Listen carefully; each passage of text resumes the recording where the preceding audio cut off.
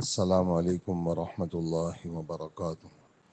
میرے قابل احترام بزرگوں، دوستوں، بھائیوں، اللہ جل جلالہ کی طرف سے اعمال آسمان سے اترے ہیں اور ہم تک ہمارے رب نے ہمارے نبی کے واسطے، صحابہ کرام کے واسطے، تابعین، تبع تابعین، علماء کرام، اولیاء کرام، محدثین، مفسرین، ان پاک ہستیوں کی محنت کی برکت سے ہم تک احکامات پہنچے ہیں، اور اللہ کا فضل ہوا، اللہ پاک نے ہمیں قبول کرنے کی توفیق دی۔ یہ ان کی مہربانی ہے۔ ہمیں اللہ نے ضدی نہیں بنایا، ہمارے دل میں اللہ نے استعداد رکھی، دماغ میں اللہ نے استعداد رکھی، ہم نے اس اپنے رب کے آسمانی بات کو قبول کیا اور ہم نے کلمہ پڑھا، جدی پوچھتی ہم مسلمان ہیں۔ یہ ہمارے رب کی مہربانی ہے، ان کا کرم ہے ہم سب پر کہ ہمارے دل نے اس کو قبول کیا ہے، ورنہ کتنے سارے ضدی لوگ ہیں دنیا میں، اور ضد کی وجہ سے، حسد کی وجہ سے، جلن کی وجہ سے کلمہ نہیں پڑھتے۔ کسی کا کیا نقصان، اپنا نقصان کر رہے ہیں، ضدی لوگ ہیں اور کلمے سے دور ہیں، اور ہمیں اللہ پاک نے کلمہ دیا ہے۔ پھر کلمے والے تو دنیا میں بہت سارے ہیں، لیکن ان کلمے والوں میں اللہ نے ہمیں خصوصیت بخشی۔ اس خصوصیتوں میں خصوصیت یہ ہے کہ اللہ نے ہمیں مسجد والا بنایا ہے۔ مسجد کی حاضری کی توفیق کا مل جانا، اسی کو گھر بلایا جاتا ہے جس سے محبت ہوتی ہے۔ ہر آدمی کو ہم گھر پہ کہاں بلاتے ہیں؟ گھر پہ کون آتا ہے؟ جو خصوصی تعلق والا ہوتا ہے۔ تو یہ بھی اس بات کی نشانی ہے کہ ہمارے رب نے ہمیں بلایا ہے ہمارے گھر میں۔ اور حاجی امداد اللہ صاحب سید الطائفہ، ہمارے بزرگوں کے بزرگ اور سب پیرانے پیر، سب پیروں کے پیر ہیں، وہ فرماتے ہیں اپنی زندگی کا نچوڑ، وہ فرماتے ہیں کہ کسی عمل کی قبولیت کی کیا نشانی ہے؟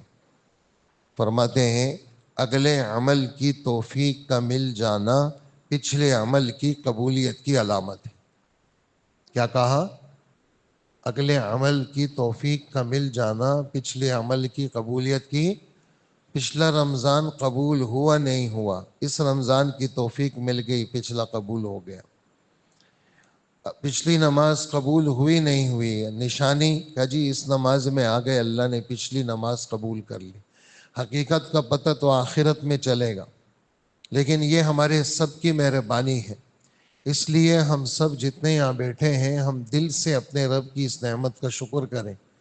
یا اللہ، آپ کا فضل ہے، آپ نے ہمیں ان لوگوں میں شامل کیا جنہوں نے کلمہ پڑھا، پھر ان لوگوں میں شامل کیا جنہوں نے نماز کے لیے مسجد آ گئے، پھر ان لوگوں میں شامل کیا کہ آپ نے ہمیں روزہ رکھنے کی توفیق دی، اور پھر یہ سب باتیں، بہت سارے لوگ روزہ رکھ رہے ہیں، نہیں ہے مسجد میں، نہ مسجد میں ہے نہ کسی عمل میں ہے، آپ ساری مشقتیں اٹھا کر کے ادھر مسجد آ گئے ہیں اور اللہ کے در پہ حاضر ہیں، تو یہ نعمتوں پر نعمتیں ہیں۔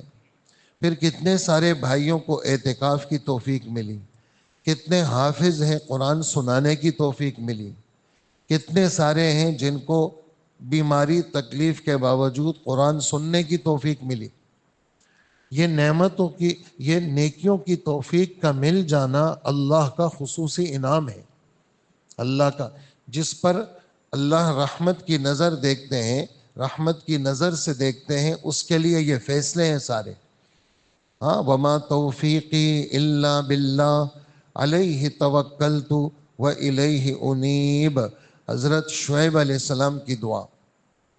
توفیق کی تعریف ہمارے مناطقہ، ہماری کتاب ہے منطق میں پڑھائی جاتی ہے، شرح تہذیب عبداللہ یزدی کی کتاب ہے، وہ جناب توفیق کی تعریف کر دے۔ توفیق کس کو کہتے ہیں؟ کہا کہ توفیق اس کو کہتے ہیں کسی خیر اور نیکی کے وجود کے لیے اللہ کی طرف سے اسباب کا مہیا ہو جانا۔ کسی خیر اور نیکی کے توفیق، کسی خیر اور نیکی کے وجود کے لیے اللہ کی طرف سے اسباب کا مہیا ہو جانا، اس کو توفیق کہتے ہیں۔ اللہ نے اسباب مہیا کر دیے ہمارے لیے، اللہ نے سہولت کر دی، سواری مل گئی، میں نہیں چل سکتا، خادم مل گیا، گھر والوں نے کپڑے تیار کر کے دے دیے، اور وہ سارے اسباب مہیا ہو کر کے آج میں اپنے رب کے دربار پہ حاضر ہوا۔ اس لیے ہر حالت میں ہماری نظر ہمارے رب کی نعمتوں کی طرف رہے۔ آج سب چیزیں موجود ہیں، شکر نہیں ہے۔ اس لیے علماء لکھتے ہیں اور فرماتے ہیں، مولانا ابراہیم صاحب کا جملہ ہے، جہاں پر اللہ کی طرف سے نعمتوں کی کثرت ہو، وہاں اللہ کی طرف سے شکر کا مطالبہ زیادہ ہوتا ہے۔ جہاں پر نعمتوں کی کثرت ہو، وہاں کیا مطالبہ زیادہ ہوتا ہے؟ شکر کا مطالبہ۔ پوری رات کھڑے ہوتے تھے اور پاؤں پہ ورم آ جاتا تھا، عشاء کے بعد رونا شروع کرتے تھے، سحری تک روتے تھے۔ حضرت یہ کیا کر رہے ہیں آپ؟ اللہ نے تو آپ کو خوشخبری دے دی ہے کہ آپ کا اول تو گناہ ہے نہیں، ہم نے تو آپ کو بخش دیا، یہ کیا کر رہے ہیں؟ فرمایا، عائشہ میں تو یتیم تھا، میں تو غریب تھا، مجھ یتیم اور غریب کو میرا کوئی بھی نہیں، نہ میری ماں تھی نہ میرا باپ تھا، دادا بھی چلے گئے 8 سال کی عمر میں، اور کوئی بھی نہیں تھا میرا۔ شادی بھی جو ہے وہ میری ایسی ہوئی کہ میرا کوئی بڑا نہیں تھا، صرف ایک چچا تھا۔ جس اللہ نے مجھ جیسے یتیم کو دونوں جہاں کا سردار بنایا، میں اس رب کا شکر گزار بندہ نہ بنوں؟ یہ سب میں شکر کے لیے کر رہا ہوں۔ تو شکر، بہت زیادہ شکر کی ضرورت ہے، الحمدللہ کی بہت زیادہ ضرورت، اپنے بدن سے شکریہ کے اعمال بہت زیادہ، نفلوں کی نیت باندھا کریں شکرانے کے، سجدے کیا کریں شکرانے کے، اپنے کپڑے دیا کریں شکرانے کے، نقد پیسے دیا کریں شکرانے کے، صلاۃ التسبیح کی نیت باندھے شکرانے کے، قرآن شروع کریں ختم کریں شکرانے کے، عمرے پہ جائیں شکرانے کا عمرہ، نفلی حج پہ جائیں شکرانے کا حج، مشقت والے اعمال کریں شکرانے کے لیے۔ کوئی کم نعمتیں ہیں؟ اتنی ساری نعمتیں ہیں، اللہ کا فضل ہے، اللہ کے نام ہیں۔ دسترخوانوں کو دیکھیں، وہ بھرے ہوئے، گھروں کو دیکھیں، گھروں کا انداز دیکھیں، ہمارا سواریاں دیکھیں اپنی، یہ ہاتھ پیر کو دیکھیں، شل نہیں ہے، بیت الخلاء میں بیٹھتے ہیں، بیٹھ سکتے ہیں، اپنے کو پاک کر سکتے ہیں۔ یہ ہاتھوں سے جان نکل جائے، پاک کیسے کریں گے؟ ہمارا پیشاب پخانہ کون دھوئے گا؟ اور کس میں طاقت ہے کہ ہمارے پیشاب پخانے کو دھوئے؟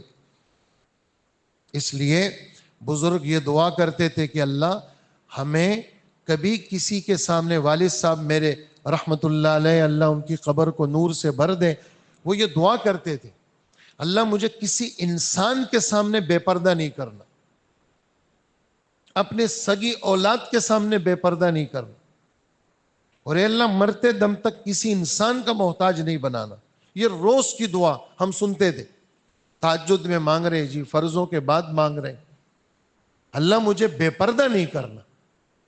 تو ہمارا سطر کھل جائے کسی کے سامنے، کیوں؟ میرے ہاتھ ہی شل ہو گئے، تو میرے ہاتھ صحیح ہیں، میں اپنے کو پاک کر رہا ہوں، یہ اللہ کی نعمت ہے۔ اس لیے نعمتوں کو گنا کریں، جتنا گن سکتے ہیں، اگرچہ گننا مشکل ہے، گن کر کے اس کا شکر ادا کریں۔ یہ بھی نعمت، یہ بھی نعمت، یہ بھی نعمت، یہ بھی نعمت، اللہ میں کیا کروں، میرے پاس تو شکریہ کے بھی الفاظ نہیں ہیں، میں کن الفاظ سے شکریہ ادا کروں؟ تو جس اللہ نے رمضان کا جمعہ دیا، اور کتنا فضل ہوا اللہ کا، 30 روزے بھی پورے ہو گئے، جمعہ بھی مل گیا، بخشش کا ایک اور سبب مل گیا۔ ہاں، سابقوا الی مغفرۃ من ربکم، ریس لگاؤ، مسابقہ، کہتے ہیں قرآن کا مسابقہ ہے، مسابقہ ہم عربی میں کہتے ہیں، انگلش میں ریس لگاؤ، مقابلہ کرو، سارعوا الی مغفرۃ من، جلدی کرو، ایک دوسرے سے آگے بڑھو، مغفرت کے اسباب میں آگے بڑھو اور اپنے رب کے در کے ساتھ چمٹ جاؤ اور سر رکھ کر کے رونا شروع کر دو. اللہ میں اور کہاں یہ نگہت گل نسیم صبح ہو تیری مہربانی. میں کہاں؟ میں تو کچھ بھی نہیں، یہ تو سب تو ہی تو ہے. تیرے علاوہ کوئی نہیں ہے، تیرے علاوہ کوئی نہیں ہے، صرف آپ ہی ہیں، اور آپ کے علاوہ کوئی کسی پر نعمت کا فیضان نہیں کر سکتا. اس لیے ہماری کوئی صلاحیت نہیں، کوئی قابلیت نہیں. میں بڑے خاندان والا آدمی ہوں، پتہ ہے آپ کو. میں بہت خوبصورت ہوں، پتہ ہے آپ کو. میرے پاس بڑا پیسہ ہے، پتہ ہے آپ کو. حضرت بلال رضی اللہ عنہ کہنے لگے کہ اللہ نے ہدایت اپنے پاس رکھی ہے، کسی پیغمبر کو بھی نہیں دی. میں تو کالے رنگ کا حبشی اور حبشہ کے علاقے کا، اور کہاں میری قسمت کہ حضور کے در کا مؤذن بنا. کہاں سے؟ حبشہ، ایتھوپیا، وہاں سے ادھر آ گئے، اور وہاں سے اللہ نے کہاں اٹھایا ان کو، کہاں اٹھا کر کے حضور کا مؤذن بنایا. اور پھر الفاظ دیکھیں، بلال ذرا عمل تو بتاؤ، دلنی علی عمل ارجع عندک، سب سے بڑا امید والا عمل تو بتاؤ. اس لیے کہ میں جب بھی جنت میں داخل ہوا ہوں، خواب میں یا کشف کے اندر، تو جنت میں میرے ساتھ ساتھ ہے اور میرے آگے آگے، اور تیرے پاؤں کے ٹپ ٹپ ٹپ کی آواز میں سن رہا ہوں. یہ کہاں سے ملی یہ دولت؟ یہ اللہ نے دی ہے، یہ اللہ نے دی ہے، کہ اللہ پاک نے اٹھا کر کے کہاں سے کہاں پہنچا دیا. تو یہ اس رب کی نعمتیں ہیں. اس لیے آج مغرب تک تو سارا مجمع سر رکھ لے 1 گھنٹہ اور رونا شروع کر دے، اس لیے کہ نعمتیں بہت ہیں. ہم نے تو کچھ نہیں کیا، سب کچھ کرنے کے باوجود معافیاں مانگ رہے ہیں. سب کچھ کرنے کے باوجود سر نیچے، کندھے گرائے ہوئے، سب کچھ کر لیا، لیکن ایک رتی برابر بھی کوئی فخر کا جملہ نہیں. اللہ نے بتایا کہ آپ بیان کریں، ساتھ میں جملہ لگا رہے ہیں. کیا فرما رہے ہیں؟ انا سید ولد آدم یوم القیامہ ولا فخر. کل قیامت کے دن میں ساری انسانیت کا، آدم کی ساری اولاد کا سر